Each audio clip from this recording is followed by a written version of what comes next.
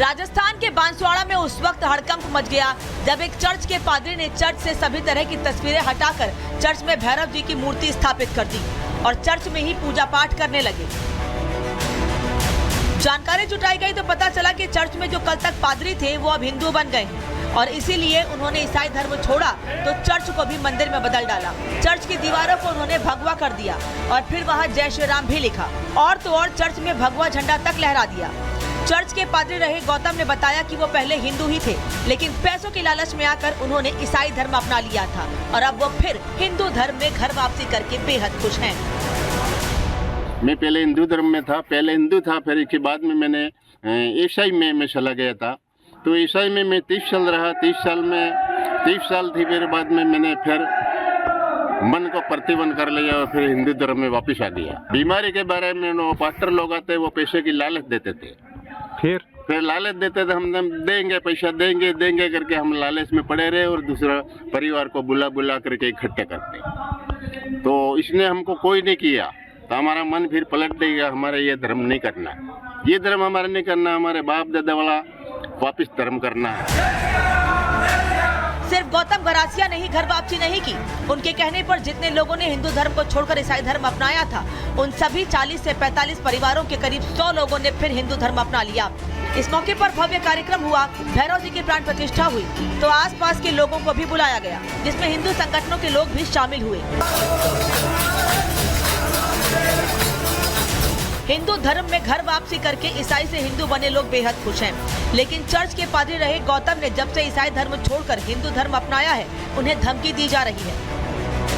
गौतम का आरोप है कि जिनके कहने पर उन्होंने ईसाई धर्म अपनाया था वो लोग उन्हें फोन करके धमका रहे हैं, लेकिन गौतम कहते हैं कि वो किसी से डरेंगे नहीं और ज्यादा दबंगाई करेंगे तो उनके खिलाफ पुलिस में शिकायत देंगे। Bureau report, Republic Bharat. और अब बात करेंगे रमजान के महीने में फैशन शो को लेकर मचे हंगामे की। जम्मू कश्मीर के गुलमर्ग में फैशन शो आयोजित किया गया जिसको लेकर हंगामा मचा हुआ है। हालांकि फैशन शो की जो तस्वीरें हैं सोशल मीडिया पर जमकर वायरल हो रही हैं, लेकिन अब इन फोटोज को देखकर लोग धार्मिक भावनाओं को ठेस पहुंचाने का भी आरोप लगा रहे हैं। रिपोर्ट दिखाते हैं आपको।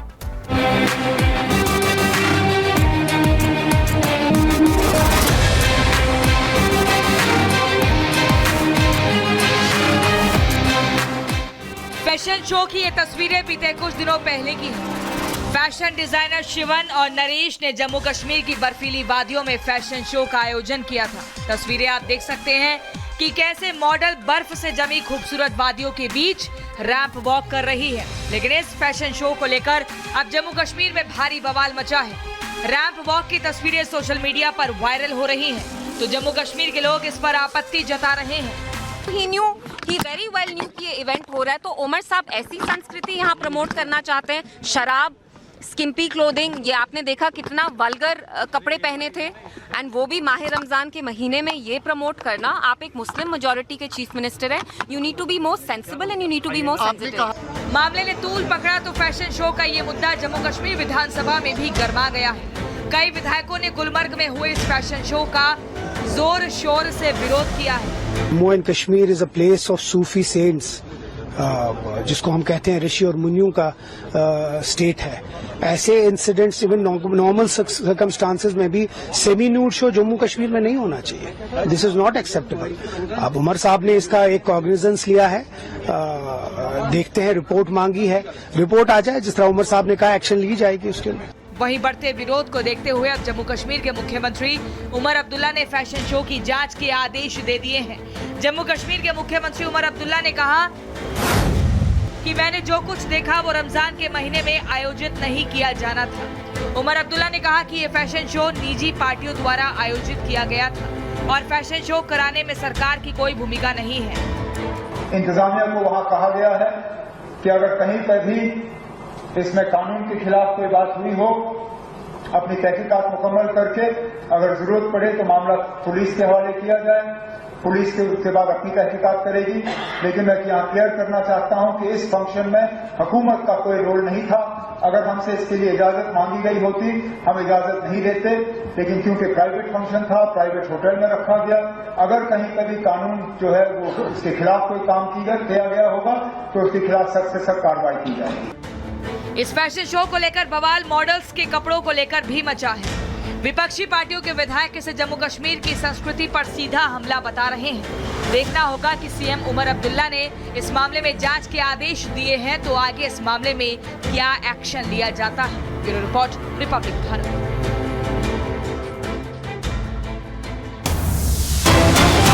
उत्तर प्रदेश के अलीगढ़ से खबर है, जहां अलीगढ़ में 4 अवैध बांग्लादेशी गिरफ्तार किए गए हैं।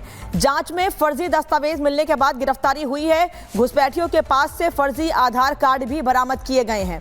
अब इनसे पूछताछ भी की जा रही है। उत्तर प्रदेश के अलीगढ़ में 4 अवैध बांग्लादेशी गिरफ्तार किए गए हैं। अब जगह जगह पर इस बात की जानकारी हासिल की जा रही है कि रहने वाला व्यक्ति, आसपास अगर आपके रहने वाला व्यक्ति है, उसको आपने पहले कभी देखा नहीं है और देखा भी है तो उनकी जानकारी जरूर जुटाइए, जानकारी प्रशासन तक पहुंचाइए। और जब ये जानकारियां पुलिस तक पहुंच रही हैं, प्रशासन तक पहुंच रही हैं, तो ऐसे ही लोगों की सच्चाई निकलकर सामने आ रही है। उत्तर प्रदेश के अलीगढ़ में ऐसी ही सच्चाई सामने आई है, जहां 4 अवैध बांग्लादेशी गिरफ्तार किए गए हैं। इनके पास से जांच में फर्जी दस्तावेज भी मिले हैं। साथ ही घुसपैठियों के पास से फर्जी आधार कार्ड भी बरामद किया गया है। अब इनसे और पूछताछ की जा रही है कि आखिर वो कौन लोग हैं जिन्होंने फर्जी आधार कार्ड बनाने में इनकी मदद की है, भारत में अवैध तरीके से घुसपैठ में इनकी मदद की है।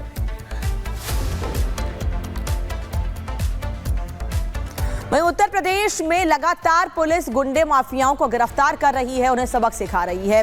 एक बार फिर उत्तर प्रदेश में अलग अलग जगहों पर ऑपरेशन लंगड़ा के तहत कई बदमाशों की शामत आई है। रिपोर्ट देखिए।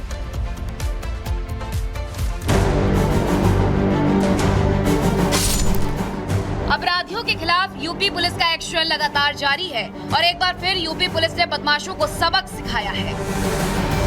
फिरोजाबाद में पुलिस ने फायरिंग करने वाले बदमाश को मुठभेड़ में गिरफ्तार किया है। पुलिस को खबर मिली थी कि गोलीबारी करने वाला बदमाश छुपता फिर रहा है, जिसके बाद पुलिस ने दबिश दी, लेकिन बदमाश ने पुलिस पर ही फायरिंग कर दी। जवाबी कार्रवाई में बदमाश के पैर में गोली लगी, जिसका अस्पताल में इलाज चल रहा है। पुलिस इसे बड़ी कामयाबी मान रही है, क्योंकि इस बदमाश पर 6 मामले दर्ज थे और 10,000 रुपए का इनाम भी रखा गया था।